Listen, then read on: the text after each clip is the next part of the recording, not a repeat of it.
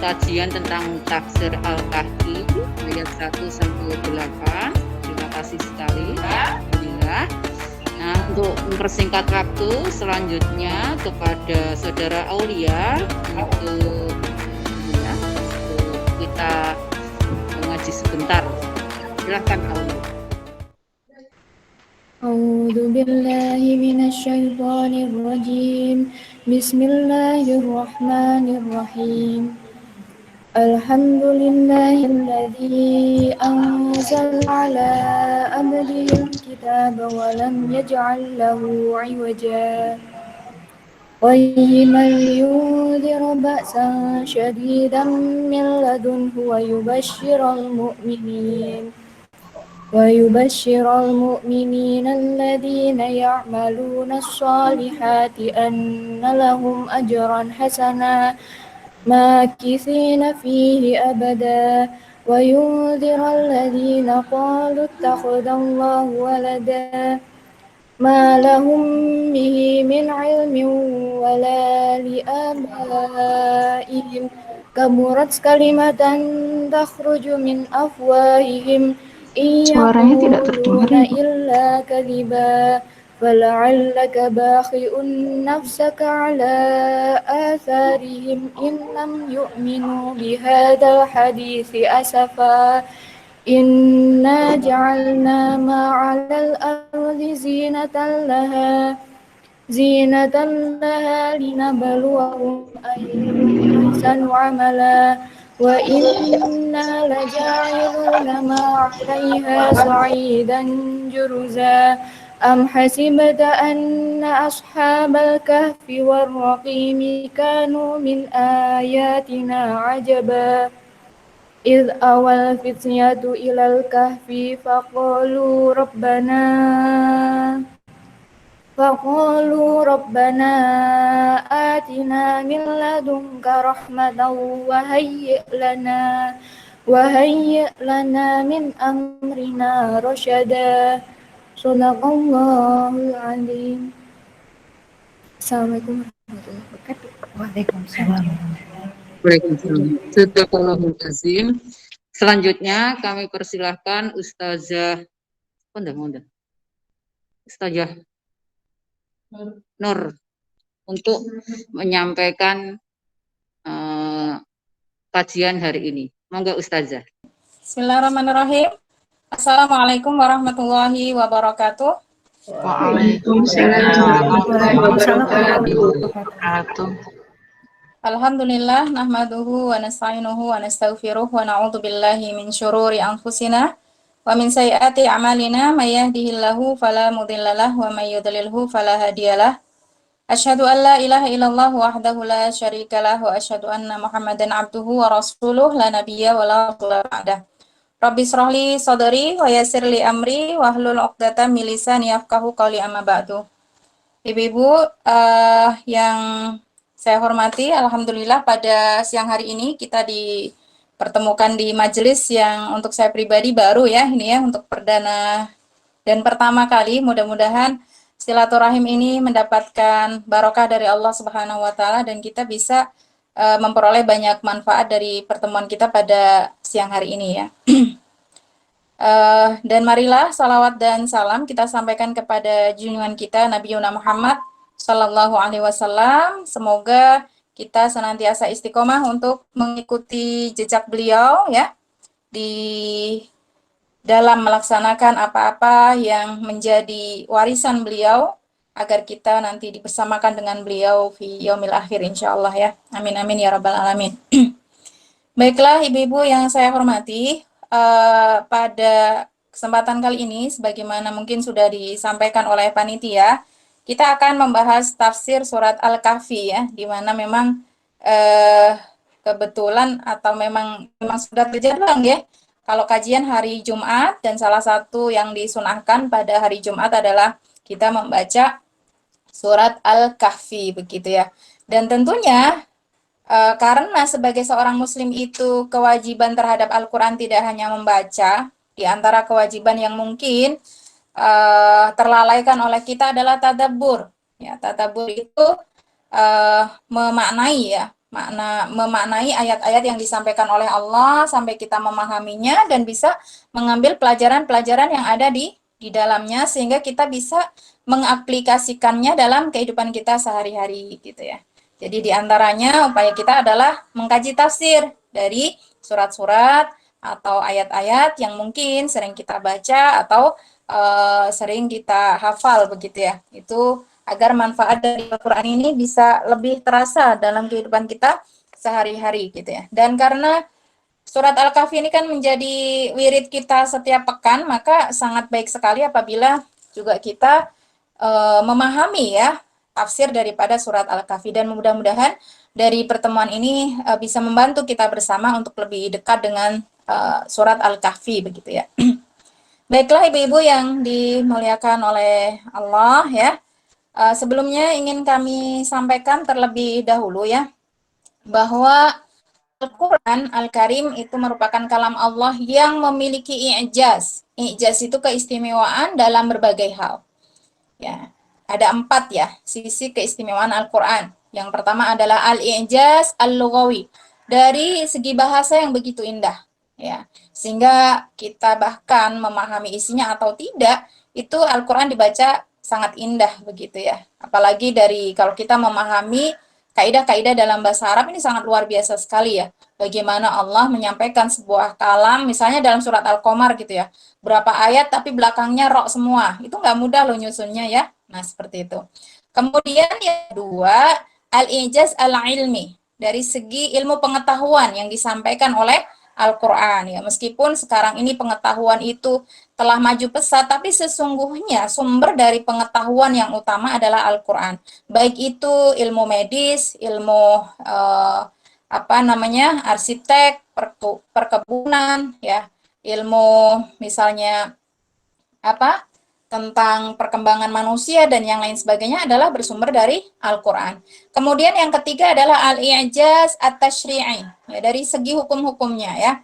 Hukum-hukum yang ada di dalam Al-Quran ini sudah dijamin oleh Allah, tidak akan ada yang bisa menandingi. Sehingga ketika hukum-hukum ini diterapkan ya dalam kehidupan sehari-hari, misalnya untuk menekan angka dan prosentase kriminalitas itu pasti terbuktikan berbeda dengan hukum-hukum yang lain begitu. Kemudian yang keempat adalah al-i'jaz bil khabar anil ghaib, tentang berita-berita yang disampaikan oleh Al-Quran, baik itu yang sudah berlalu ribuan tahun maupun yang akan datang begitu ya. Nah, ini merupakan keajaiban dan keistimewaan Al-Quran. Belum lagi ketika kita mengkaji bahwa setiap surat atau ayat itu memiliki banyak manfaat dan keutamaannya masing-masing ya. Di antara keutamaannya bisa kita dapatkan dalam surat Al-Kahfi ini ya. Surat Al-Kahfi yang memiliki keutamaan kalau kita mengamalkan atau membacanya pada hari Jumat. Nah, kenapa Al-Kahfi gitu ya? Al-Kahfi ini dinamakan surat Al-Kahfi karena ada latar belakangnya mengandung kisah yang sangat spektakuler ya, menakjubkan, yaitu beberapa pemuda yang dengan keyakinannya untuk memperjuangkan agama Allah, menaruhkan ya, kalau sekarang itu jabatan mereka, kedudukan mereka, karena pemuda-pemuda ini bukan pemuda-pemuda yang biasa begitu, tapi para aparatur negara ya, pemuda-pemuda yang memiliki jiwa semangat untuk mendakwahkan kalimatul haq, itu sampai mereka harus mengalami pengejaran dan bernaung di sebuah gua gitu ya. Al-Kahfi itu namanya gua, artinya gua gitu ya. Ashab itu orang yang ada di dalam gua gitu. Ya, meskipun surat ini juga mengandung ya kisah-kisah yang lain yang juga tidak sedikit pelajaran yang bisa kita ambil darinya, tapi inti dari kisah itu adalah Ashabul Kahfi begitu ya. Yaitu para pemuda yang bernaung di gua gitu. Nah, ibu-ibu sekalian yang saya hormati, tentang surat Al-Kahfi ini ya, sebelum kita mengkaji tentang surat Al-Kahfi, kita perlu tahu dulu nih, ya, apa sih surat Al-Kahfi itu gitu ya. Surat Al-Kahfi ini termasuk surat Makkiyah. Makkiyah itu adalah surat-surat yang Allah turunkan kepada Rasulullah Muhammad SAW ketika beliau masih berdakwah di Mekah ya, karena dakwah beliau itu kan ada 2 fase, di Mekah dan di Madinah. Baik. Tentang surat Al-Kahfi ya, kita tahu bahwa Rasulullah Shallallahu Alaihi Wasallam itu kan dakwahnya itu dua fatrah, yaitu fatrah di Mekah dan fatrah di Madinah. Dan ketika 13 tahun di Mekah, itu surat-surat yang diturunkan oleh Allah kepada beliau itu disebut dengan surat Makkiyah, yang karakternya juga berbeda dengan karakter surat-surat yang diturunkan di Madinah ya. Nah, ini surat Al-Kahfi ini termasuk surat yang diturunkan oleh Allah ketika Rasulullah Shallallahu Alaihi Wasallam masih berdakwah di Mekah gitu ya, dan diturunkan sesudah surat Al-Ghasyiyah. Surat ini mengandung 110 ayat ya, 110 ayat. Dan untuk beberapa ayat, diantaranya ayat ke-28, ayat ke-82 sampai 101 ini diturunkan oleh Allah di Madinah. Sehingga untuk beberapa ayat ini tergolong pada ayat Madaniyah, begitu ya. Nah ini. Kemudian ada beberapa hal yang nanti kita akan kaji bersama, intisari dari surat Al-Kahfi. Ya, kurang lebih ada 24 ya Ibu-ibu ya, ada 24. Dilanjut ya Bu ya. Ada 24 poin yang akan kita bahas ini. Yang pertama adalah diturunkannya Al-Quran sebagai pembimbing pada jalan yang lurus ya. Kemudian yang kedua adalah menghibur Nabi Shallallahu Alaihi Wasallam karena orang kafir yang belum beriman ya. Yang ketiga tentang keajaiban kisah Ashabul Kahfi itu sendiri. Kemudian yang keempat yaitu tentang perintah bersabar terhadap orang-orang kafir ya, kepada Rasulullah Shallallahu Alaihi Wasallam. Yang kelima tentang ancaman orang kafir yang akan mendapatkan siksa dan bala atau musibah. Lalu Allah bercerita tentang janji pada orang-orang yang beriman bahwa mereka akan mendapatkan balasan yang baik. Kemudian permisalan orang yang beriman dan orang yang kafir dalam mensikapi dunia. Kemudian setelah itu Allah juga menyampaikan tentang permisalan dunia ya, dengan hujan yang turun dari langit dan tanaman yang tumbuh gitu ya. Nanti kita akan sampaikan seperti apa itu gitu. Kemudian juga Allah sampaikan bahwa dunia ini dianggap hanyalah ketaatan kepada Allah Subhanahu wa taala. Artinya selain ketaatan kepada Allah, mengingat Allah itu tidak ada artinya ya. Jadi sia-sia gitu ya. Kemudian yang ke-10 adalah penyebutan kejadian pada hari kiamat, karena memang surat-surat Makkiyah itu salah satu karakternya akan banyak membicarakan tentang kejadian pada hari kiamat ya. Kemudian juga bagaimana Allah menjelaskan tentang pembacaan kitab catatan amal bagi kita semua, sehingga nanti manusia akan ditampakkan kepada mereka kebenaran. Lalu Allah selingi ya di poin ke-13 itu tentang keadaan iblis yang enggan bersujud kepada Nabi Adam alaihissalam, agar kita mengambil pelajaran dari itu semua. Kemudian bagaimana keadaan orang-orang kafir ketika mereka masuk neraka. Lalu bagaimana orang-orang yang membela kebatilan ini ketika berdebat dengan orang-orang yang berpegang pada kebenaran ya. Kemudian di akhir surat Ibu-ibu ya, surat Al-Kahfi ini juga bercerita tentang beberapa kisah ya, diantaranya kisah Nabi Musa dan Khidir ya, kisah Zulkarnain, kemudian juga Ya'juj dan Ma'juj ya. Kemudian tentang rahmat yang akan Allah datangkan pada hari kiamat kepada siapa yang menerimanya. Lalu Allah juga akan sampaikan kepada kita semua tentang sia-sianya amalan orang kafir ya. Kemudian balasan bagi orang-orang yang beriman dan berbuat kebaikan. Kemudian poin yang ke-23 adalah tentang ilmu Allah yang tidak mungkin habis untuk dicatat. Ini di 10 ayat terakhir ya dari surat Al-Kahfi. Dan kemudian yang terakhir, Allah Subhanahu wa taala memerintahkan kepada kita untuk ikhlas dalam ibadah dan mengikuti tuntunan Rasulullah Sallallahu Alaihi Wasallam dalam setiap aktivitas. Jadi surat Al-Kahfi ini mengandung kurang lebih 24 poin ya Bu ya, yang bisa kita kupas tuntas dari surat Al-Kahfi ini. Kemudian lanjut ya, ini bisa nggak Bu ditampilkan slide-nya di slide ke-8 Bu ya. Kita sampai di slide ke-8 tentang keutamaan surat Al-Kahfi ya. Tentang keutamaan surat Al-Kahfi. Ada beberapa keutamaan yang Allah berikan melalui lisan Rasulullah Sallallahu Alaihi Wasallam tentang surat Al-Kahfi ini ya. Ada beberapa hadis, kalau ibu-ibu yang kemarin megang apa itu Ibnu Katsir itu kita harus seleksi ya, karena di dalam tafsir Ibnu Katsir itu disampaikan banyak hadis, tapi harus diperiksa hadisnya tidak semuanya sahih ya. Jadi harus dilihat keterangannya apabila kita akan mengambilnya sebagai dasar sebuah amal begitu. Nah, untuk keutamaan yang pertama, ibu-ibu ya, bahwa surat Al-Kahfi ini apabila kita baca pada hari Jumat, maka salah satu keutamaannya kita akan memperoleh ampunan ya pada 2 Jumat gitu ya. Memperoleh ampunan pada 2 Jumat ini sebagaimana disampaikan oleh Ibnu Umar radhiyallahu anhu. Hadis ini tapi hadisnya marfu ya Bu ya. Hadis marfu itu tidak terlalu kuat begitu ya. Tidak terlalu kuat tapi akan menjadi kuat apabila ada hadis-hadis lain yang menguatkan. Karena ada hadis-hadis lain yang menguatkan, maka ini bisa diamalkan gitu. Di sini Rasulullah Shallallahu Alaihi Wasallam bersabda ya, "Man qara'a surat al-kahfi fi yaumil jum'ah."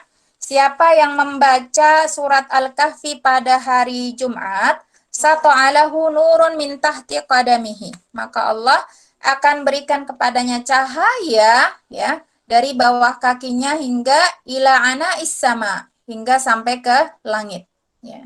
Yudhi'ulahu yaumal kiamah, tapi ini kita nggak akan bisa lihat di dunia karena ini akan Allah berikan cahaya ini ketika nanti pada hari kiamat. Ya, jadi orang-orang yang membaca surat Al-Kahfi pada hari Jumat nanti punya ciri khas nih di yaumil akhir ya. Allah berikan cahaya di bawah kakinya sampai ke langit ya. Nah, seperti itu pada hari kiamat. Waghfira lahu ma bainal jum'atain. Adapun di dunia dia mendapatkan ampunan 2 Jumat ya, 2 pekan berarti ya, Masya Allah gitu. Kemudian yang kedua, akan terhindar dari fitnah Dajjal. Akan terhindar dari fitnah Dajjal. Sebagaimana disampaikan oleh Rasulullah Sallallahu Alaihi Wasallam dalam banyak hadis, diantaranya hadis riwayat Muslim, beliau bersabda, "Man qara'al ashral awakhir min suratil kahfi usima min fitnatid dajjal." Barang siapa yang membaca 10 ayat terakhir dari surat Al-Kahfi, maka dia akan terpelihara dari fitnah dajjal. Nah, ibu-ibu yang dimuliakan oleh Allah, membaca itu ada 2 nggih. Jadi ada membaca al-qiraah bin nadhar, ada al-qiraah bidunin nadhar. Ada membaca dengan melihat tulisannya, ada juga membaca dengan tidak melihat tulisannya. Artinya yang tidak melihat tulisannya itu berarti adalah menghafal. Jadi kalau qiraah ini bisa membaca dengan melihat, bisa membaca tanpa melihat gitu ya. Ini kan misalnya orang membaca surat Al-Fatihah belum tentu dia lihat di mushaf gitu ya, tapi dia hafal dari surat Al-Fatihah dan dibacanya itu hafalannya itu ya. Nah, maka di sini tafsirannya qiraah di sini bisa melihat mushaf, bisa juga tanpa melihat mushaf. Ini juga disebutkan dalam hadis riwayat An-Nasa'i ya, "Man qara'a 10 ayatin minal kahfi." Siapa yang membaca 10 ayat dari surat Al-Kahfi tanpa disebutkan apakah itu awalnya atau akhirnya. Yang penting 10 ayat dari surat Al-Kahfi. Ya, ini dipertegas dalam hadis riwayat Muslim, Ahmad, Ibnu Hibban dan Al-Hakim ya, juga Al-Baihaqi, "Man hafidha 10 ayatin min awwali suratil kahfi." Nah, kalau ini lebih di spesifik lagi ya, 10 ayat pertama dari surat Al-Kahfi, usima minad dajjal. Maka dia akan terlindung dari fitnah dajjal. Tapi di dalam riwayat lain disebutkan min akhiri suratil kahfi. Bukan 10 ayat pertama, tapi 10 ayat terakhir. Nah, kalau ada beberapa hadis yang seperti ini berbeda-beda, ibu-ibu ya, dalam kaidah usul fikih, yumkinul jam'u bainahuma. Kita bisa mengumpulkan semuanya. Artinya kita bisa memilih 10 ayat pertama boleh, 10 ayat terakhir boleh, 10 ayat diantaranya tidak harus pertama dan terakhir, silahkan. Ya, itu pilihan.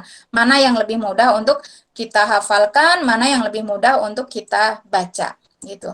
Atau di dalam hadis riwayat lain, ya, riwayat Tirmidzi, hadisnya hasan sahih, itu tidak 10 ayat tapi 3 ayat ya. Jadi Masya Allah di sini surat Al-Kahfi ini keutamaannya luar biasa ya. Kalau kita misalnya belum mampu nih 10 ayat ya, tidak apa-apa, 3 ayat gitu. 3 ayat pertama itu kan mudah sekali ya, yang seperti yang dibaca tadi, beberapa ayat pertama, 8 ayat ya. Nah di sini 3 ayat. Man hafidhas salasa al-ayat min awalil kahfi. Ya, siapa yang menghafal 3 ayat dari awal surat Al-Kahfi. Jadi ada beberapa riwayat yang berbeda. Ya, artinya Rasulullah Shallallahu Alaihi Wasallam betul-betul memotivasi kita untuk menghafalnya atau membacanya ya secara rutin. Kalau belum bisa 1 surat, minimal 10 ayat. Kalau belum bisa 10 ayat, jadi minimal 3 ayat. Kalau tidak mau di di awal surat, berarti bisa memilih di akhir surat. Itu Masya Allah ya, ini berarti betul-betul kita dimotivasi untuk bisa membaca atau menghafal dari surat Al-Kahfi ini. Kemudian yang ketiga ya, disinari cahaya sampai ke Baitullah. Ya, ini disebutkan dalam hadis Sunan Ad-Darimi ya. Rasulullah Shallallahu Alaihi Wasallam bersabda, "Man qara'a surat Al-Kahfi lailatal Jum'ah," ya, siapa yang membaca surat Al-Kahfi pada malam Jumat ya, adha'alahu minan nur. Allah akan memberikan cahaya fima bainahu wa bainal baitil atiq ya. Yang cahaya itu akan memancar dari dirinya ya sampai ke Baitul Atiq, sampai ke Ka'bah Al-Musyarrafah ya, sampai ke Mekah ini Masya Allah ya. Kemudian yang keempat ya, akan diberikan cahaya antara 2 Jumat. Kalau hadis pertama tadi kan diampuni 2 Jumat ya. Nih yang keempat ini diberikan cahaya antara 2 Jumat. Ya, disebutkan dalam hadis riwayat Al-Hakim dalam kitab Al-Mustadrak dan Al-Baihaqi ya. Man qara'a suratal kahfi fi yaumil jum'ah, siapa yang membaca surat Al-Kahfi pada hari Jumat. Kalau tadi sebagian disebutkan Lailatul Jumat, di sini Yaumil Jumat. Nah, berarti ini juga waktunya lebih luas. Bisa siang hari, bisa malam hari. Jadi dari hari Kamis maghrib itu sudah malam Jumat ya Ibu-ibu ya. Sampai pada sebelum maghrib di hari Jumat. Waktunya 24 jam. Ya. Itu adha'alahu minan nuri ma bainal jum'atain. Allah memberikan dia cahaya antara 2 Jumat. Begitu. Kemudian yang kelima, akan diberikan cahaya pada hari kiamat. Ya, ini disampaikan oleh Rasulullah Shallallahu Alaihi Wasallam, man qara'a suratal kahfi kama unzilat, siapa yang membaca surat Al-Kahfi sebagaimana diturunkannya, artinya memperhatikan betul ya, bagaimana tilawahnya, kesahihannya, seperti itu. Lahu nuran yaumal kiamah, maka Allah akan berikan dia cahaya pada hari kiamat min maqamihi ila Makkah, dari tempat berdirinya sampai ke Mekah gitu ya. Ini keutamaannya. Kemudian yang keenam ya, termasuk keutamaan surat Al-Kahfi ini akan memberikan karomah ya bagi yang membacanya. Karomah yang membacanya ini disebutkan dalam hadis sahih riwayat Bukhari Muslim dari Al-Barra ibnu Azib qala kana rajulun yaqra'u surat Al-Kahfi wa ila janibihi hisanun marbutun bi syataini wa taghashshadhu sahabatun. Jadi ada seorang laki-laki yang sedang membaca surat Al-Kahfi, kemudian di sampingnya itu ada seekor kuda yang diikat ya, terikat dengan 2 tali yang panjang. Fataghashshadhu sahabah, tapi tiba-tiba ada sahabah itu ada awan yang faja'alat tadnu wa tadnu, awan itu mendekat ya, semakin mendekat. Waja'ala furusuhu yanfir, karena ada awan tadi maka kudanya itu jadi lari gitu. Lari ya, pergi. Ya melihat awan tadi, awan yang aneh gitu ya, yang mendekat. Falamma asbaha, ketika di pagi hari, kan bacanya di malam hari ya. Laki-laki ini atan Nabi Shallallahu Alaihi Wasallam, mendatangi Rasulullah Shallallahu Alaihi Wasallam. Fadzakara dzalika lahu, dia bercerita tentang kejadian tersebut. Faqala, Rasulullah bersabda, tilkas sakinatu tanazzalat bil Quran. Jadi awan tersebut adalah sakinah, ketenangan yang turun dengan Al-Quran. Jadi merupakan keutamaan dari surat Al-Kahfi. Jadi itu ibu-ibu ya, beberapa keutamaan surat Al-Kahfi yang luar biasa, terutama untuk kita biasa membacanya di malam atau hari Jumat. Berikutnya kita akan membahas tafsirnya ya, dari ayat pertama. Nanti kalau misalnya masih ada waktu bisa lebih dari ayat 8 tidak apa-apa ya, kita cukupkan secukupnya begitu. Nah, ini ayat pertama ya. Ayat pertama Allah Subhanahu wa taala sampaikan, Alhamdulillahilladzi anzala ala 'abdihil kitaba wa lam yaj'al lahu 'iwaja. Ya. Segala puji bagi Allah yang menurunkan ala 'abdihi kepada hambanya Alkitab, di sini Al-Qur'an, wa lam yaj'al lahu 'iwaja, di mana Al-Qur'an ini tidak mengandung kebengkokan. Di situ ada saktah nggih. Jadi kalau membaca dan dilanjutkan tidak berhenti di ayat, kita tidak mengambil nafas. Alhamdulillahilladzi anzala ala 'abdihil kitaba wa lam yaj'al lahu 'iwaja qayyima. Jadi berhenti tapi tidak mengambil nafas ya. Nah, alhamdulillah ini menunjukkan bahwa Allah itu terpuji. Nah, dalam apa? Dalam semua perbuatannya. Ya, di antaranya Allah terpuji karena telah memberikan banyak anugerah kepada kita. Dan anugerah terbesar kepada kita semua adalah diturunkannya kitab Al-Quran, di mana Al-Quran ini mencakup semua hal, informasi yang dibutuhkan oleh manusia, sehingga Al-Quran itu bisa menjadi hudal linnas, menjadi petunjuk seluruh manusia. Hudal lil muttaqin, terutama bagi orang-orang yang bertakwa.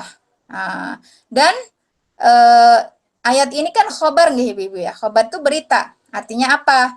Bahwa yang paling layak dipuji adalah Allah Subhanahu wa taala.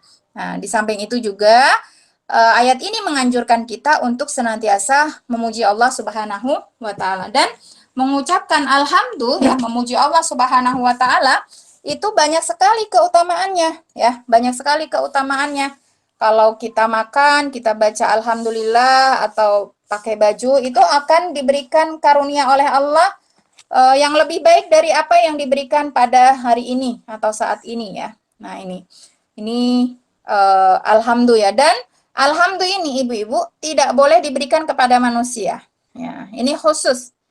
Kan kalau di dalam bahasa Indonesia sudah dibedakan ya artinya ya. Kan ada terima kasih itu ada alhamdulillah, ada asyukru. Kalau asyukru itu boleh untuk Allah dan juga untuk yang lain. Tapi kalau alhamdulillah itu hanya untuk Allah Subhanahu wa taala, karena alhamdulillah itu pujian yang mencakup seluruh hal gitu ya.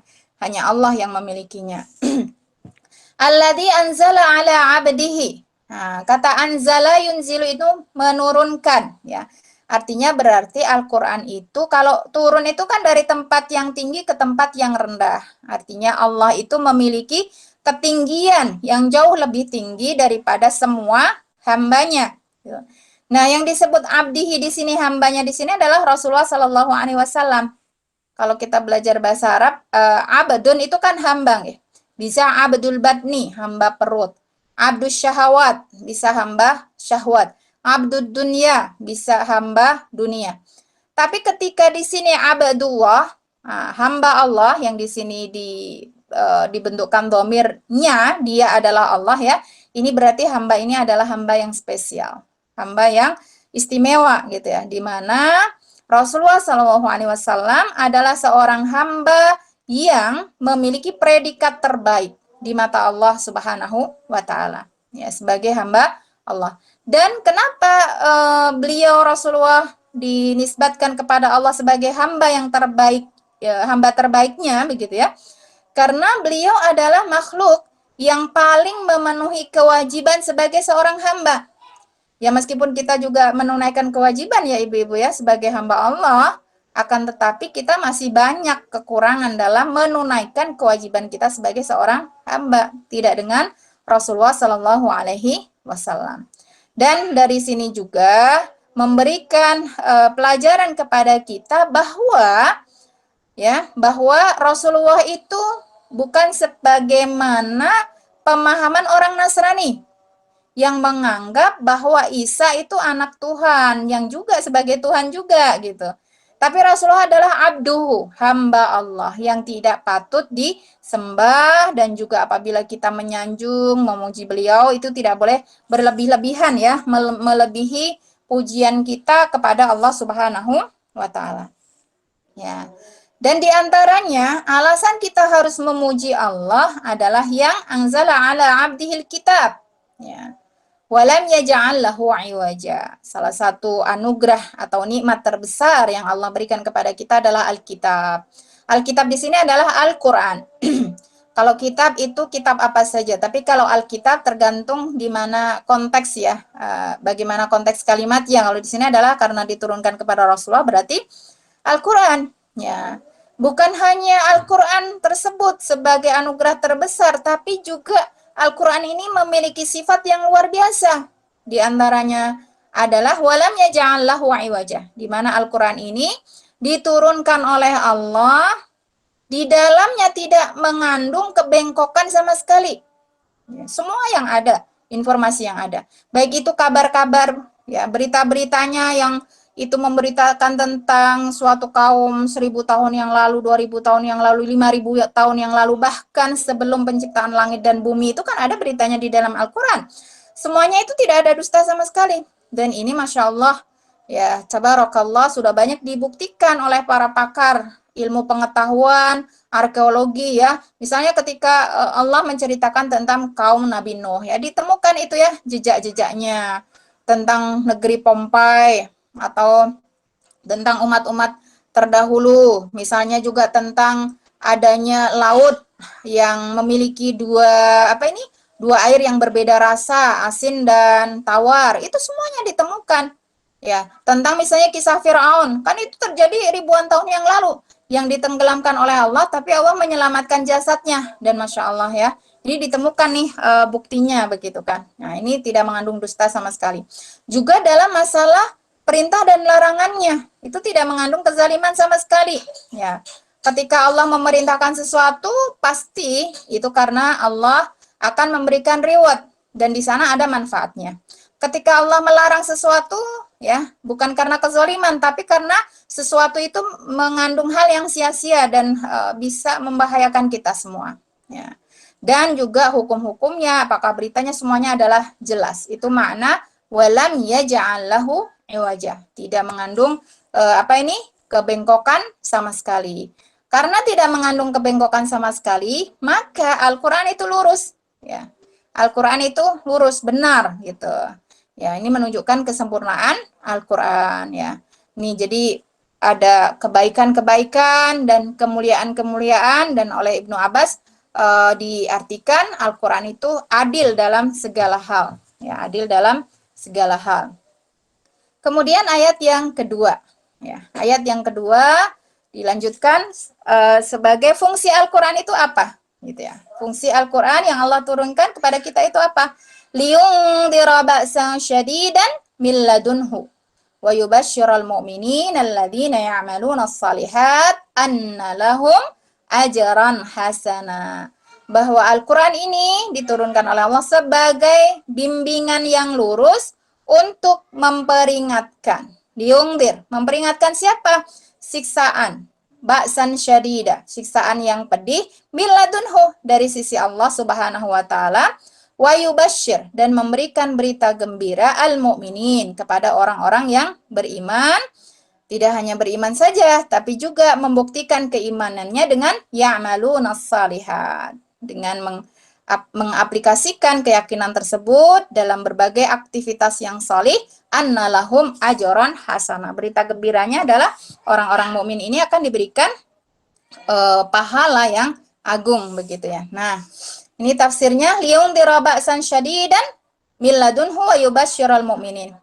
Ibu-ibu Masya Allah ya, di sini semuanya para dosen ya. Ya, jadi Ini sangat bagus sekali. Jadi salah satu hal yang diterapkan oleh Al-Quran dalam mendidik kita, ya Allah, terhadap hambanya itu adalah reward dan punishment ya Ibu-Ibu ya. Reward dan punishment. Jadi memberikan hukuman ketika ada pelanggaran, ketidaktaatan, begitu ya. Juga memberikan reward bagi orang-orang yang mentaati, begitu ya. Kalau bahasa Ibnu Qayyim Al-Jauziyah itu at-targhib wat tarhib. Jadi semua ayat yang terkandung di dalam Al-Qur'an hanya itu dua.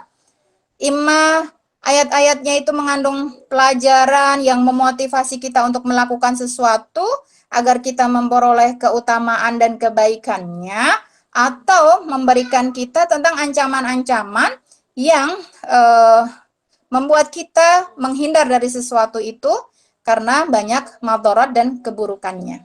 Nah, itu. Jadi dan ini harus seimbang, maka banyak sekali ya ayat Al-Qur'an habis menceritakan tentang nikmat, habis itu adab, tentang surga, habis itu neraka, tentang orang-orang yang sholih, habis itu tentang kaum-kaum yang dibinasakan, nah seperti itu. Nah, di sini peringatan Al-Qur'an itu berfungsi sebagai peringatan akan azab yang pedih bagi siapa? Bagi orang-orang yang tidak mau mengikuti pelajaran-pelajaran, arahan-arahan dan bimbingan dari Al-Qur'an. Ya, insya Allah jelas ya, apalagi mengingkarinya gitu.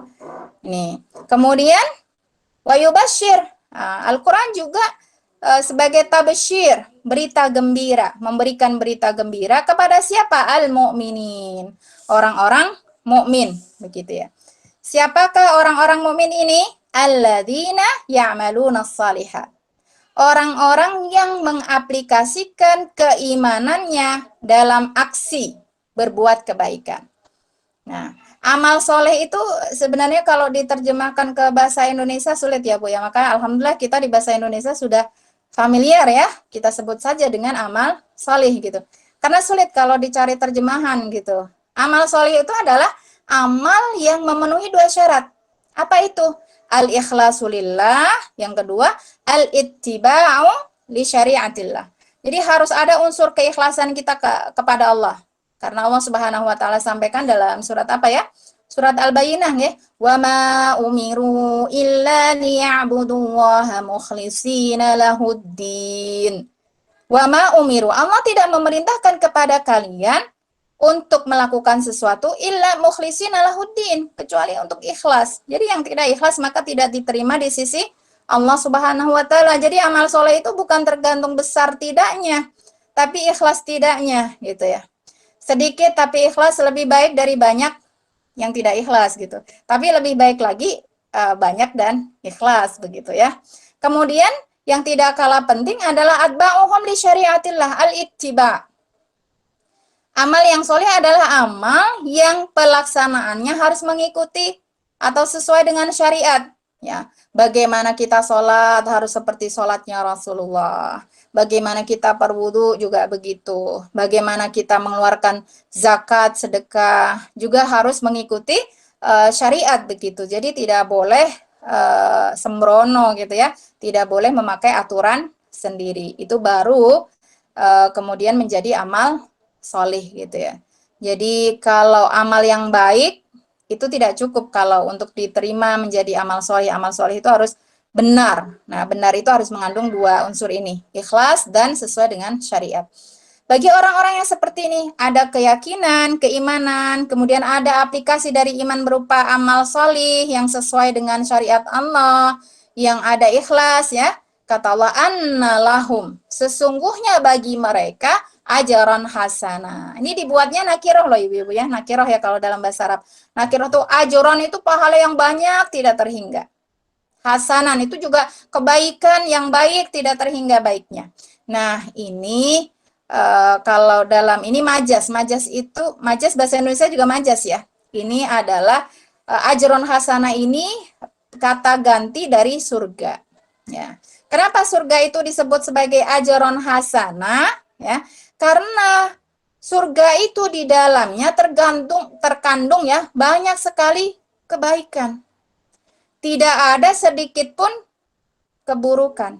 Tidak ada sedikit pun kesusahan gitu ya. Maka ketika semua orang ya, masuk ke dalam surga, itu akan ada malaikat-malaikat yang memanggil gitu ya. Ya.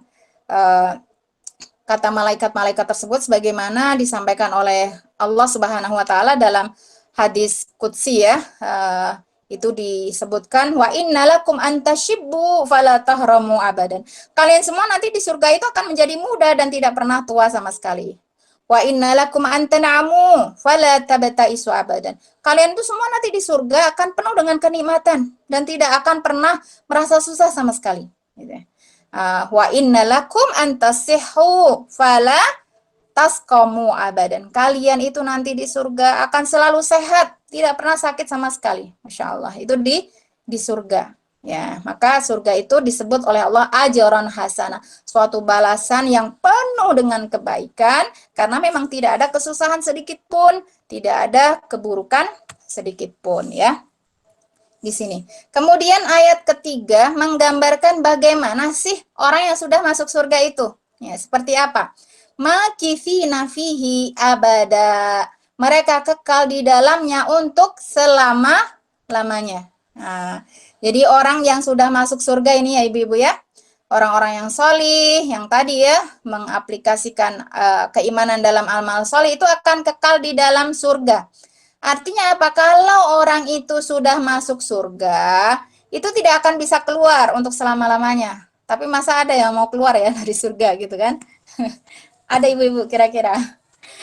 Padahal hanya ada 2 tempat ini.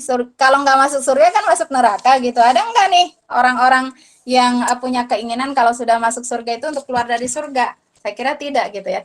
Jadi kalau surga itu pasti kekal. Orang yang sudah masuk surga tidak akan keluar. Berbeda dengan neraka.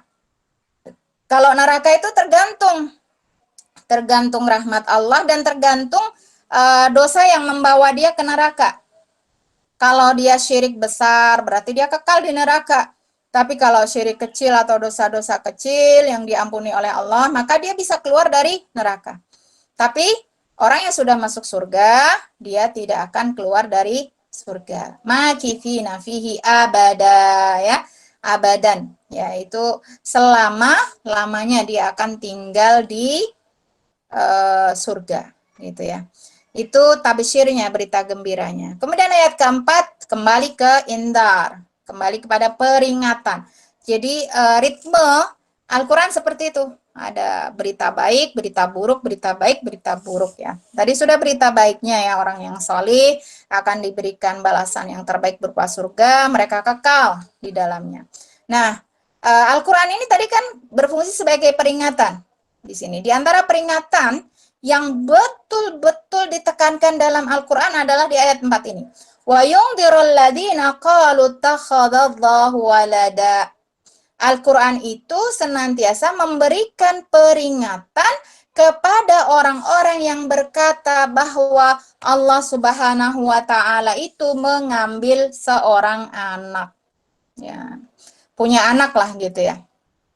Nah, ini siapa saja? Kalau yang sudah muncul sekarang kan ada 3 ya. Orang Yahudi, orang Nasrani, dan orang musyrik gitu. Nanti kalau ada kepercayaan lagi yang muncul dan mengatakan bahwa Allah itu punya Tuhan, ya berarti termasuk nih di dalam ayat ini yang mendapatkan peringatan dari Allah Subhanahu wa taala ya. Nah, untuk tentang keadaan orang Yahudi dan Nasrani yang punya keyakinan bahwa Allah Subhanahu wa taala itu punya anak, itu disebutkan oleh Allah dalam surat At-Taubah ayat 30. Wa qalatil yahudu Uzairun ibnullah. Orang-orang Yahudi mengatakan dengan keyakinan mereka bahwa Uzair itu sebenarnya seorang nabi tapi dia bukan rasul ya, seorang yang solih. Itu ibnullah, dia adalah anak Allah.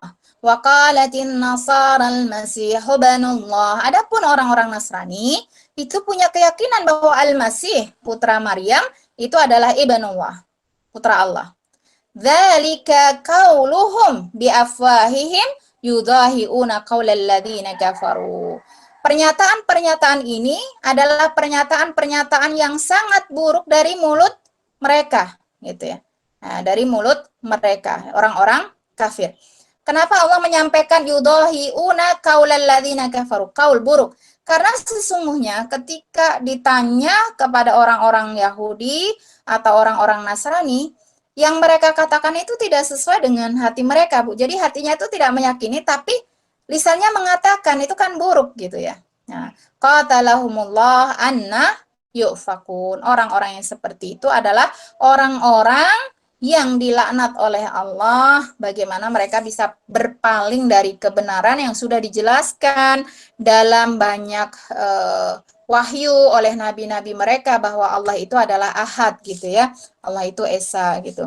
Kemudian tentang orang musyrik yang menganggap bahwa Allah itu punya anak, ya anaknya Allah dalam kepercayaan orang musyrik adalah para malaikat-malaikat ya. Ini ada dalam surat An-Nahl ayat 57 sampai 58. Allah Subhanahu wa taala sampaikan wa yaj'aluna lillahil banati subhanah. Maha suci Allah, bagaimana mereka orang-orang musyrik itu bisa menganggap bahwa Allah itu punya anak-anak perempuan gitu ya. Walahum ma yashtahun ya. Bagi mereka sendiri ya, itu menetapkan sesuatu yang mereka sukai ya, suka-suka gitu ya. Nah, ini kenapa ayat ini kan sebenarnya nggak jelas nih siapanya. Nah, menjadi jelas ketika kita membaca ayat ke-58. Wa idza busyira ahaduhum bil unsa dhalla wajhuhu muswadda wa huwa kadhib.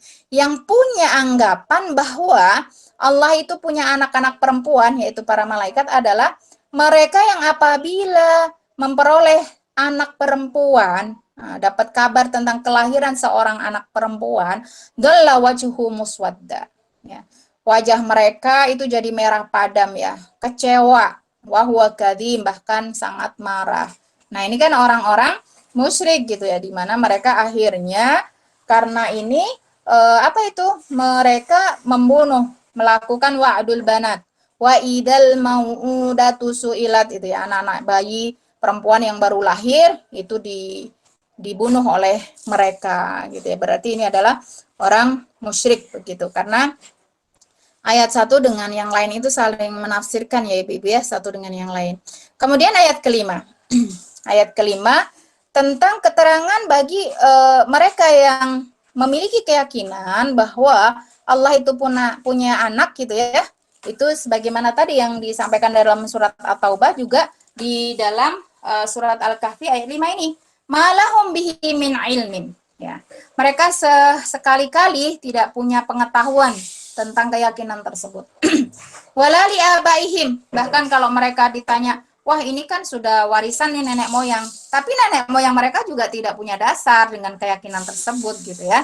Kaburat kalimatan takhruju min afwahim, ini merupakan sangat buruk apa yang keluar dari lisan-lisan mereka itu, iyaquluna illa kadziba. Jadi kalau susunan bahasa Arab ada in, illa, atau ma, illa, atau ada la, illa itu untuk menegaskan gitu ya.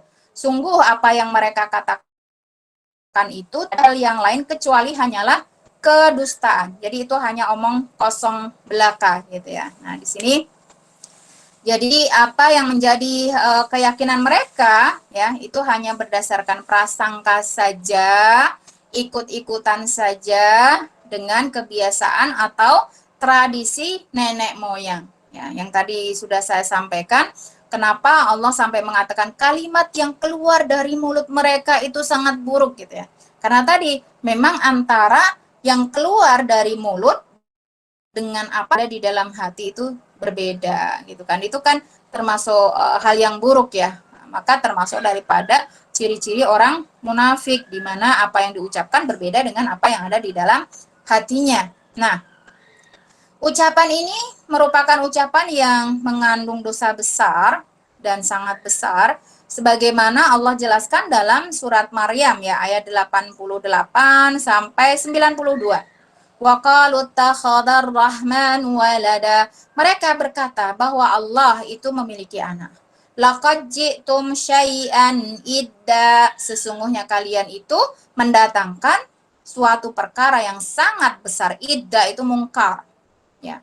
Kenapa ini perkara yang sangat mungkar digambarkan oleh Allah di ayat 90 ini ya.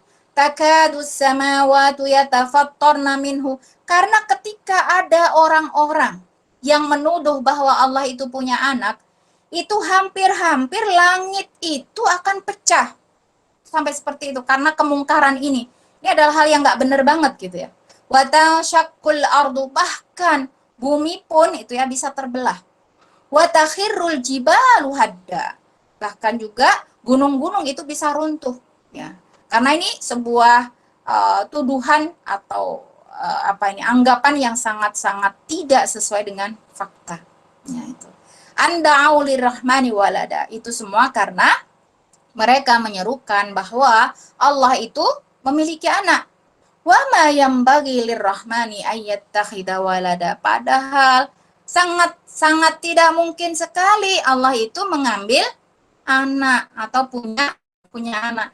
Ya, kita bisa ini kan lah ya Bu ya, dengan fakta yang ada di lapangan. Bagaimana hubungan kita dengan anak-anak kita. Anak-anak itu kadang-kadang ya, meskipun menjadi sebuah kebanggaan gitu ya, tapi kadang-kadang kan mengganggu stabilitas begitu ya. Apalagi ini ya, bagi zat yang harus mengurusi seluruh alam semesta, kan nggak mungkin ya. Nanti bagaimana, kita aja anak 1 aja sibuk ya, anak 2 sibuk sekali, anak 3 sangat sibuk sekali gitu ya. Padahal ini yang harus diurus adalah alam semesta. Kalau ditambah punya anak bagaimana gitu, mengganggu sekali. Maka di sini ada beberapa sanggahan atau bantahan dari Allah Subhanahu wa taala tentang anggapan yang keliru ini. Di antaranya di dalam surat Al-An'am ayat 101 Allah Subhanahu wa taala sampaikan badi'us samawati wal ard. Allah adalah pencipta langit dan bumi. Kalau badi pencipta pertama, jadi tidak ada sebelumnya. Tidak ada sebelumnya yang ada gitu ya. Maka sesuatu yang belum ada sebelumnya disebut dengan bid'ah ya. Itu badi'us samawati wal ard. Jadi sebelum Allah menciptakan langit dan bumi dan langit ini belum pernah ada. Anna yakunu lahu walad wa lam takun lahu sahibah. Bagaimana mungkin Allah itu punya anak padahal Allah itu tidak punya pasangan, tidak punya istri. Wa khalaqa kulla syai', dan padahal segala sesuatu itu diciptakan oleh Allah Subhanahu wa taala. Begitu ya. Ini sangat jelas sekali ya sanggahannya. Kemudian sanggahan yang kedua dalam surat Al-Anbiya ayat 26 27. Wa qalu ittakhadar rahman waladan subhanah. Mereka beranggapan bahwa Allah itu punya anak. Subhanah, maha suci Allah. Bal ibadum mukramun. Malaikat-malaikat yang dianggap oleh orang-orang musyrik sebagai putri-putri Allah itu adalah hamba-hamba Allah. Ciptaan Allah yang sangat mulia, dimuliakan oleh Allah Subhanahu wa taala. La yasbiqunahu bil qaul. Mereka itu tidak pernah mendahului Allah dalam masalah perkataan ya. Tidak pernah nih. Jadi luar biasa ini sifat daripada malaikat. Wahum bi amrihi ya'malun. Dan apapun yang diperintahkan oleh Allah, mereka selalu kerjakan gitu ya. Nah, ini. Jadi itu adalah sanggahan terhadap orang-orang musyrik. Sanggahan yang ketiga. Ya, disebutkan dalam surat As-Saffat ayat 158 sampai 159. Waja'alu bainahu wa bainal jinnati nasaba.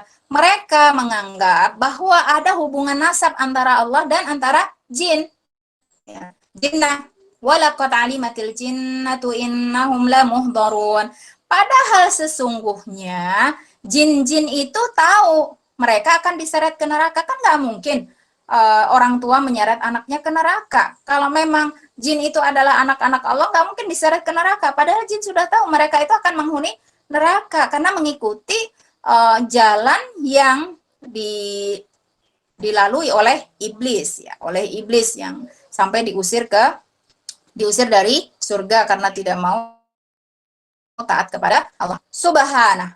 Maha suci Allah. Jadi ibu-ibu ini kadang kita agak keliru ya menempatkan kata subhanallah gitu ya. Ya subhanallah itu sebenarnya beda bisa untuk dua hal, untuk positif, untuk negatif. Tapi kalau untuk kita kaji di dalam Al-Qur'an, subhanallah itu banyak digunakan oleh Allah untuk menyatakan hal-hal yang tidak benar. Jadi misalnya orang salah baca Al-Qur'an subhanallah gitu ya. Ngimami kok salah lupa subhanallah gitu. Tapi kalau suatu yang wow dahsyat itu masya Allah sebenarnya begitu. Tapi subhanallah ini bisa juga untuk hal-hal yang misalnya baik itu bisa. Tapi lebih banyak digunakan untuk hal-hal yang buruk ya. Subhanallah ya amma yasifun ya. Maha suci Allah dari apa yang mereka sifatkan gitu ya. Jadi sangat buruk apa yang mereka sifatkan itu seharusnya tidak diberikan oleh mereka kepada Allah Subhanahu wa taala. Sanggahan yang keempat ini berasal dari hadis Rasulullah Shallallahu alaihi wasallam. Hadis riwayat Bukhari ya dari Abu Hurairah radhiyallahu an. Ini hadisnya adalah hadis qudsi, maka di sini ada kata setelah kata anin Nabi Shallallahu alaihi wasallam qala, Nabi bersabda, kemudian qala Allahu azza wa jalla. Allah Subhanahu wa taala atau azza wa jalla berfirman. Jadi ini hadis qudsi. Allah berkata dalam hadis ini ya, kadzdzabani ibnu Adam walam yakun lahu dzalik. Anak Adam mendustakanku dengan sesuatu yang tidak benar. Wa syatamani walam yakun lahu dzalik. Mereka juga menuduhku dengan sesuatu yang tidak benar. Wa amma takdzibuhu iyaya faqauluhu, kedustaan mereka terhadapku adalah lan yu'idani kama badani. Ya, mereka anak-anak Adam itu diantaranya ada yang punya keyakinan bahwa Allah tidak akan mengembalikan mereka ke dalam posisi ke dalam wujud seperti semula, artinya tidak ada hari kebangkitan. Walaisa awalul khalqi bi ahwana alayya min i'adatihi. Padahal faktanya menciptakan pertama kali itu jauh lebih sulit daripada mengembalikan gitu. Bagaimana ketika mereka percaya bahwa Allah itu menciptakan tapi tidak percaya kalau Allah bisa mengembalikan seperti semula. Nah, itulah kedustaan yang diyakini sebagian anak Adam. Wa amma syatmuhu iyaya faqauluhu. Adapun ya mereka juga memberikan tuduhan ya yang tidak benar kepada Allah adalah ittakhadallahu walada. Di antara mereka ada yang punya kepercayaan bahwa Allah itu punya anak. Ya, maka dijelaskan oleh Allah dalam hadis qudsi ini dengan sangat jelas, wa anal ahadus samad alladzi lam yalid wa lam yulad wa lam yakul lahu kufuwan ahad. Bahwa Allah adalah al-ahad ya, yang esa. Yang esa itu baik dalam zatnya, dalam perbuatannya, dalam asma dan sifatnya. Tidak ada yang serupa dengan Allah sebagaimana disampaikan oleh Allah Subhanahu wa taala, laisa kamitslihi syai'. Tidak ada sesuatu pun yang menyerupai Allah Subhanahu wa taala. Lam yalid. Allah juga tidak melahirkan, walam yulad. Tidak juga dilahirkan. Walam yakul lahu kufuwan ahad. Tidak ada yang bisa menyerupai Allah Subhanahu wa taala. Nih ya, ini sangat jelas sanggahan-sanggahan terhadap mereka-mereka yang menganggap atau punya keyakinan bahwa Allah itu punya anak gitu ya. Ini. Dan itu merupakan kedustaan yang sangat luar biasa besar akibatnya di sisi Allah Subhanahu wa taala. Kemudian pada ayat ke-7 ya, pada ayat ke-7 di sini Allah Subhanahu wa taala sampaikan fala'allaka bakhi'un nafsaka 'ala atharihim illam yu'minu bihadzal hadithi asafa ya. Ini adalah hiburan ya kepada Rasulullah Sallallahu alaihi wasallam saat beliau mengajak penduduk Mekah untuk beriman, tapi ternyata mereka tidak mau beriman gitu ya. Mereka tidak mau beriman dan kondisi itulah yang membuat beliau sangat sedih sekali ya, sampai menyalahkan diri gitu ya. Sampai menyalahkan diri, apakah kemampuan saya kurang ataukah usaha saya tidak maksimal, itu ditegur oleh Allah gitu ya. Ini tidak perlu terjadi oleh pada orang-orang yang menyeru pada kebaikan. Karena apa? Karena manusia itu hanya diberi wilayah sebagai manusia yang memberikan penjelasan dan menyampaikan. Adapun wilayah petunjuk yang itu sifatnya taufik ya, mendengarkan lalu mengamalkan apa yang dia dengar, membenarkan kemudian mengikutinya, itu bukan wilayah manusia. Semahir apapun dia, setinggi apapun makomnya seperti para nabi, ya. Itu adalah wilayah Allah Subhanahu wa taala. Jadi di sini hidayah itu ada dua macam ya Ibu-ibu ya. Kalau Al-Qur'an kan ada hudal linnas, petunjuk bagi manusia. Nah, itu artinya penjelasan, keterangan dan sebagainya. Tapi kalau hudal lil muttaqin ya, petunjuk bagi orang-orang yang bertakwa, itu artinya taufik ya. Allah memberikan apa yang ada di dalam tubuhnya itu mengikuti penjelasan yang disampaikan oleh Al-Qur'an atas izin Allah Subhanahu wa taala. Maka di sini dijelaskan dalam surat Al-Qasas ayat 56 Ya, surat Al-Qasas ayat 56 Allah sampaikan, innaka la tahdi man ahbabta walakinnallaha yahdi man yasha wa huwa a'lamu bil muhtadin. Jadi ini ayat untuk Rasulullah ya. Rasulullah ketika merasa gagal untuk mengajak paman beliau yang sangat beliau cintai dan beliau juga sangat mencintai Rasulullah, yaitu siapa? Abu Thalib ya, yang sampai meninggal dalam keadaan musyrik. Beliau sangat sedih sekali ya, sampai memohon kepada Allah Subhanahu wa taala agar paman beliau itu meskipun pasti harus masuk ke neraka, tapi Rasulullah memohon kepada Allah agar neraka yang menjadi tempat di mana paman beliau harus masuk ke dalamnya adalah neraka yang memiliki siksaan yang ringan, begitu ya. Itu Allah sampaikan di sini, sesungguhnya engkau wahai Muhammad la tahdi man ahbabta, tidak akan mampu memberikan hidayah kepada orang yang meskipun engkau sangat cintai. Nah, ini hidayah taufik ya Ibu-ibu ya, yang dimaksud ya hidayah taufik gitu ya. Walakinnallaha yahdi man yasha. Akan tetapi hanya Allah lah yang memberikan hidayah kepada siapa-siapa yang dikehendaki. Wa huwa a'lamu bil muhtadin. Dan Allah Maha mengetahui nih siapa-siapa yang berhak mendapatkan hidayah. Tapi untuk mendapatkan hidayah, Allah memberikan hak kita untuk ikhtiar memperoleh hidayah tersebut ya. Ikhtiar itu berusaha. Dalam hadis qudsi juga disampaikan oleh Allah ya. Ya bana Adam, kullukum dhallun illa man hadaituhu. Wahai anak keturunan Adam, kalian sesungguhnya semuanya itu tersesat, kecuali yang aku beri petunjuk. Nah, lalu Allah katakan, wastahduni ahdikum. Tapi untuk memperoleh petunjuk dari Allah, itu carilah istahdu, itu seperti istighfar, mintalah ampun, isti'anah, mintalah pertolongan, fasta'id, mintalah perlindungan gitu ya, baru Allah berikan hidayah tersebut. Jadi meskipun ini hak prerogatif Allah, tapi sebagai manusia harus melakukan ikhtiar, meskipun tidak semua hasil kita dapatkan dari ikhtiar, tetapi kita diperintahkan untuk berikhtiar memperoleh hidayah ini ya. Nah, dari ayat ini Ibu-ibu, barangkali di sini kita semua, bukan barangkali ya, saya yakin kita semua adalah para dai. Karena pendidik itu adalah sama dengan dai yang sangat luar biasa Ibu-ibu ya. Nah, saya yakin ya Ibu-ibu dosen itu semuanya pasti hanya ingin menjadikan anak didiknya itu menjadi baik ya. Bukan hanya baik secara akademiknya, tapi juga secara keseluruhannya ya, pastinya seperti itu.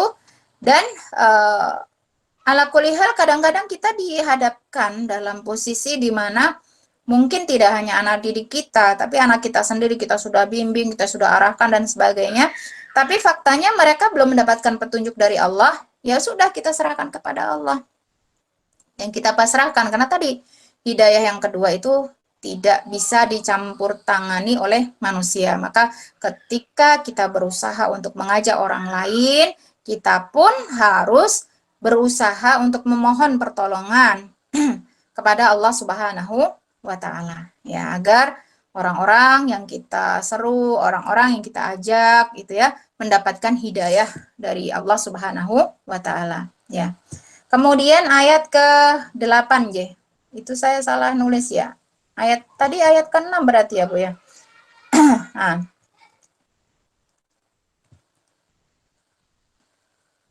Ayat ke-7 sudah, ayat ke-8 ya. Inna ja'alna ma'alal ardi zinatan laha linabluwahum ayyuhum ahsanu amala. Kemudian Allah memberikan penjelasan kepada kita ya tentang bagaimanakah keadaan dunia dan perhiasannya ini. Di mana Allah Subhanahu wa taala menjadikan bumi ini inna ja'alna ma'alal ardi zinah sebagai perhiasan bagi kehidupan manusia, tapi juga sekaligus sebagai ujian untuk kita siapa-siapa yang paling baik amalannya gitu ya, yang paling baik amalannya. Nah, apa saja ini yang termasuk perhiasan dunia disebutkan oleh Allah, J? Di slide nomor 43 nih, Bung, ya, disebutkan oleh Allah di sini dalam surat Ali Imran ayat 14. Zuyyina linnasi hubbus syahawat. Salah satu di antara yang menjadi perhiasan manusia adalah syahwat. Ya. Syahwat itu apa saja? Minan nisa. perempuan disebut nomor 1 ya. Nah, berarti ini paling mendominasi ini ya. Mendominasi masalah syahwat itu adalah perempuan. Makanya dalam hukum perzinaan dalam Islam juga az-zaniyatu waz-zani. Perempuannya dulu pezina perempuan, baru pezina laki-laki, karena perempuan itu memiliki peran yang besar dalam masalah syahwat ini ya. Wal banin, anak-anak. Wal qanatiril muqantarah, harta benda, bahkan di sini ibu-ibu bisa diperhatikan ya. Al qanatir muqantarah, harta benda ini dijelaskan oleh Allah lebih rigid nih, karena ini juga lumayan banyak ya yang disenangi oleh manusia. Minadz zahab, ya, emas. Wal fiddah, perak. Wal khailil musawwamah. Khailil musawwamah itu adalah kuda tunggangan ya. Ya, kalau sekarang adalah Pajero atau Terios atau yang Alphard dan lain sebagainya itulah ya. Wal an'am. Lalu ini untuk orang kampung itu kalau kaya itu ya biasanya pengennya beli sapi atau kambing atau kerbau gitu ya. Wal harth, ya properti, ladang, sawah gitu ya.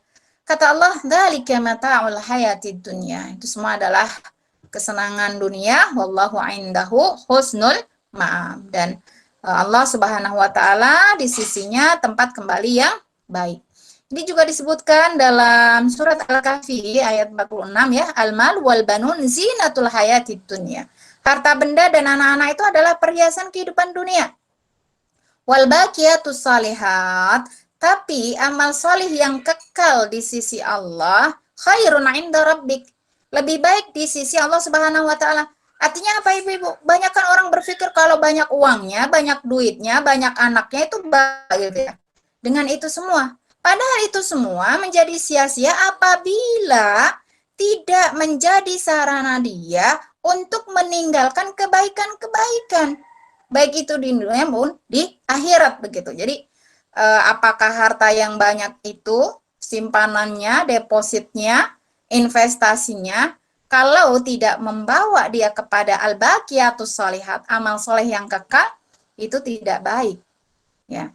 Lebih baik tidak memiliki banyak harta atau anak-anak, tapi dia punya al-baqiyatus shalihat. Dia punya amal kesalihan yang kekal di sisi Allah, itu khair, lebih baik. Lebih baik dalam masalah apa? Thawaban, balasannya.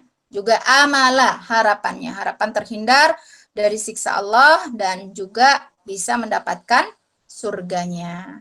Ya, ini juga ada dalam surat An-Nahl ayat 8, wal khaila wal bighala wal hamira litarkabuha wa zinah. Kuda, bigol itu persilangan antara kuda dengan keledai ya Bu ya. Hamir itu keledai. Itu adalah kuda sebagai perhiasan yang itu kendaraan ya orang dulu. Ya kalau sekarang beda ini ya tafsirannya nih ya. Khoil itu yang harganya MM-an itu ya.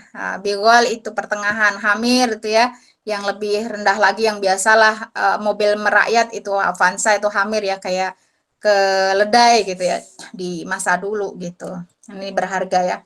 Nah, ini juga disampaikan oleh Rasulullah dalam hadis riwayat Muslim, innad dunya hulwatun hadirah, bahwa dunia ini manis, ya, hijau dipandang. Tapi kita harus berpikir bahwa tidak ada dunia itu yang kekal. Maka Rasulullah sampaikan, wa innallaha mustakhlifukum fiha. Kalian sekarang punya harta itu, tapi harta itu tidak akan engkau punyai setelah kalian masuk ke liang lahat. Pasti akan diberikan kepada yang lain. Maka jangan terlalu ingin memiliki harta tersebut. Karena harta itu akan diperpindahkan oleh Allah. Misalnya hari ini kita pegang ya pagi-pagi 50.000. Kemudian kita butuh sayuran, kita pergi ke tukang sayur. 50.000 itu pindah ke orang lain, gitu ya. Atau kita nih punya banyak tabungan, punya banyak investasi, deposit gitu ya. Nah, itu semua tidak akan kita bawa mati. Setelah kita mati akan dipergantikan, digulirkan oleh Allah, digantikan kepada yang lain. Nah, itu sebagaimana juga kita melihat bumi itu tidak selalu hijau. Yang hijau itu akan menjadi kering, akan menjadi musnah gitu kan. Nah, fayang duru kaifa ta'malun, yang terpenting bagi kita adalah kita memperhatikan apa yang kita perbuat atau amal kita. Karena itulah yang akan dilihat oleh Allah Subhanahu wa taala. Wattaqud dunya, berhati-hatilah dengan dunia. Wattaqun nisa, berhati-hatilah dengan perempuan, dengan istrimu, dengan anakmu. Fa inna awwala fitnati Bani Israel kanat fin nisa. Karena fitnah pertama bagi Bani Israel adalah tentang wanita, gitu ya. Wanita, apakah itu pasangan kita, ya, apakah itu kita sendiri, ya. Nah, ini ujian yang berat dari sisi Allah Subhanahu wa taala. Kemudian yang terakhir, wa inna laja'iluna ma 'alaiha sa'idan juruza. Setelah tadi Allah menjadikan bumi itu hijau, menarik hati, ya. Kemudian ternyata Allah menjadikan bumi hijau yang menarik hati tadi tiba-tiba rata dengan tanah dan tandus, ya. Tidak menarik lagi. Itulah dunia, artinya dunia itu hanya kesenangan sesaat saja. Tidak ada yang abadi dari dunia, gitu ya. Akan sirna semuanya, ya. Tidak ada bekas-bekasnya, gitu. Maka walal akhiratu khairul laka minal ula. Sesungguhnya akhirat itu lebih baik bagi kalian daripada kehidupan dunia. Jadi ayat ke-8 ini adalah peringatan dari Allah Subhanahu wa taala agar kita tidak tertipu dengan dunia. Memotivasi kita bahwa akhirat itu adalah yang kekal, ya, yang bahagia, yang abadi, gitu. Itu yang disampaikan oleh Allah di ayat ke-8 ini, ya. Dan ini sudah selesai Ibu-ibu, ya, part 1 sesi 1 dari surat Al-Kahfi, ya.